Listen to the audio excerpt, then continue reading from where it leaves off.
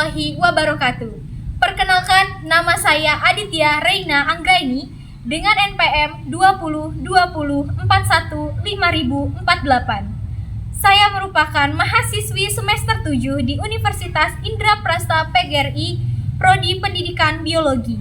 Saat ini, saya sedang berada di SMP Negeri 4 Sajira yang beralamat di Kampung Cijaru, Desa Mekarsari, Kecamatan Sajira, Kabupaten Lebak, Provinsi Banten. Hari ini saya akan mewawancarai salah satu guru di SMP Negeri 4 Sajira terkait tentang teori evolusi. Teori evolusi adalah salah satu konsep fundamental dalam biologi yang menjelaskan bagaimana keanekaragaman hayati di bumi berkembang dari bentuk-bentuk sederhana menjadi bentuk-bentuk yang lebih kompleks seiring dengan berjalannya waktu. Teori evolusi telah memberikan landasan bagi pemahaman ilmiah tentang asal-usul kehidupan dan keragaman hayati yang ada di dunia saat ini. Namun, penting untuk dicatat bahwa teori evolusi terus mengalami pengembangan dan penyempurnaan seiring dengan penemuan-penemuan baru dalam ilmu pengetahuan.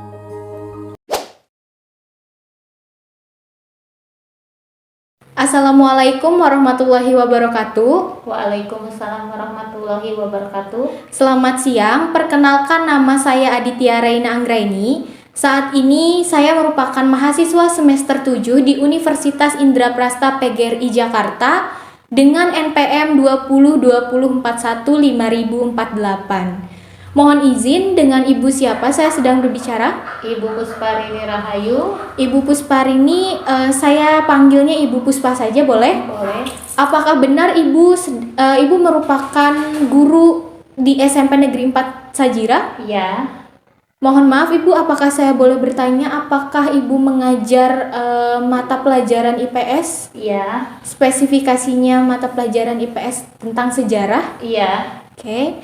Mohon izin Ibu, saya ada tugas mengenai wawancara untuk teori evolusi. Di sini saya mengerjakan tugas untuk memenuhi salah satu MK, yaitu mata kuliah evolusi. Iya.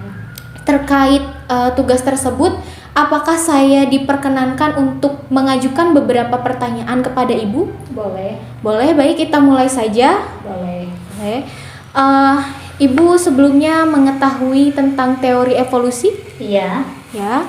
Lalu apakah yang Ibu ketahui tentang teori evolusi tersebut? Teori evolusi itu adalah teori tentang perubahan manusia dari masa ke masa ya. Artinya dari masa ke masa ini adalah dari masa lalu sampai ke saat masa sekarang. Oke. Lalu apakah Ibu mengetahui tentang teori Lamarck, Darwin, dan seleksi alam? Iya. Dari ketiga hal tersebut, apakah ada yang ingin Ibu jelaskan? Contohnya begini ya, tentang teori Darwin itu kan menjelaskan bahwa manusia itu adalah berasal dari kera. Dan memang kalau secara anatomi tubuh itu dari teori Darwin ini, kera dengan manusia yang masa sekarang itu tidak jauh berbeda. Menurut Ibu sendiri, apakah ada keuntungan ketika kita mempelajari teori evolusi? Iya, ada. Menurut pendapat Ibu, keuntungan yang dimaksud itu adalah keuntungan yang seperti apa? Keuntungan kita dapat belajar. Belajar di sini adalah belajar tentang perubahan ya. Perubahan dari teori Darwin itu kan perubahan dari masa lalu ke masa sekarang. Dalam arti kita itu bisa mempelajari dari sejarahnya, bagaimana manusia itu berasal dari kera, anatomi tubuhnya, perubahan-perubahan dari anatomi tubuhnya itu seperti apa. Lalu apakah yang Ibu ketahui tentang manusia purba? Iya, manusia purba itu artinya manusia yang berasal dari masa lalu. Masa lalu di sini adalah sebelum adanya manusia sekarang. Berarti kan ada manusia yang ada di zaman dahulu. Dalam arti mungkin saja kalau manusia sekarang itu dalam arti tubuhnya lebih pendek, mungkin saja kalau manusia purba itu lebih tinggi. Kemudian karena ada perubahan di sini mungkin saja seleksi alam, akhirnya ya seperti sekarang yang terjadi manusia saat ini. Lalu apakah Ibu percaya tentang teori evolusi? Iya, percaya. Menurut Ibu, siapakah nenek moyang dari manusia menurut teori evolusi? Kalau menurut dari teori evolusi ya manusia itu berasal dari kera. Dari kera ya. Iya, dari kera. Oke, selanjutnya apakah Ibu mengetahui tentang adaptasi dan mutasi? Ya, adaptasi itu artinya kita itu harus menyesuaikan diri dengan lingkungan ya.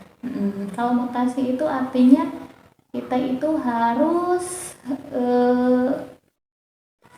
dimutasikan, artinya kita tuh keluar dari lingkungan kita. Selanjutnya, apakah Ibu mendukung teori evolusi ini?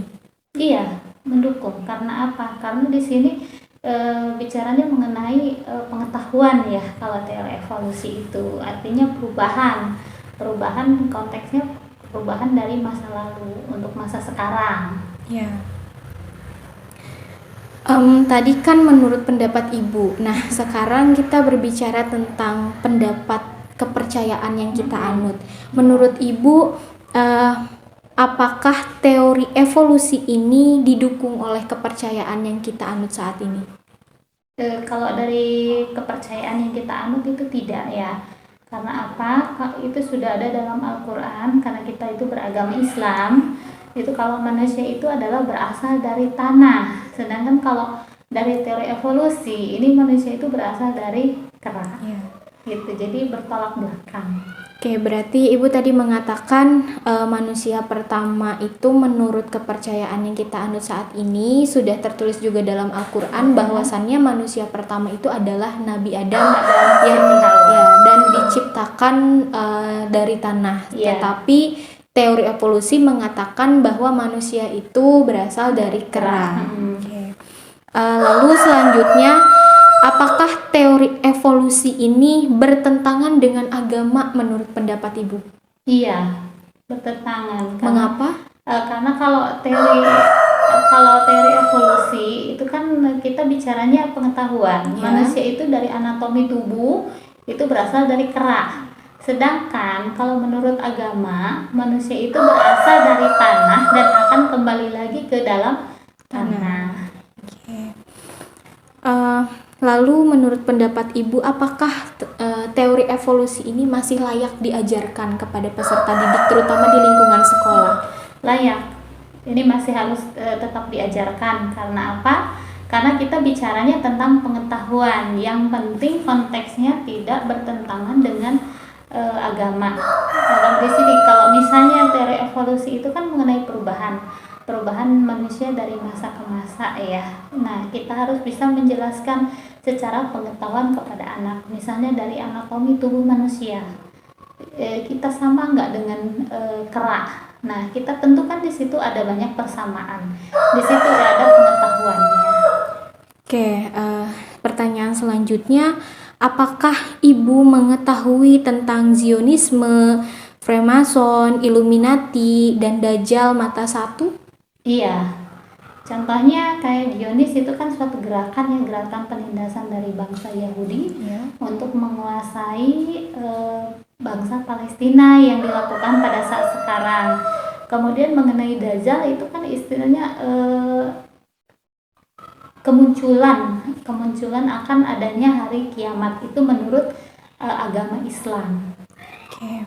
Lalu selanjutnya, apakah Ibu sendiri mendukung, menolak, atau menyatakan ragu-ragu terhadap teori evolusi ini? Mengenai teori evolusi ya? Iya. Mendukung tidak, karena bertentangan dengan agama. Menolak juga tidak, karena memang ini pengetahuan yang harus disampaikan kepada anak.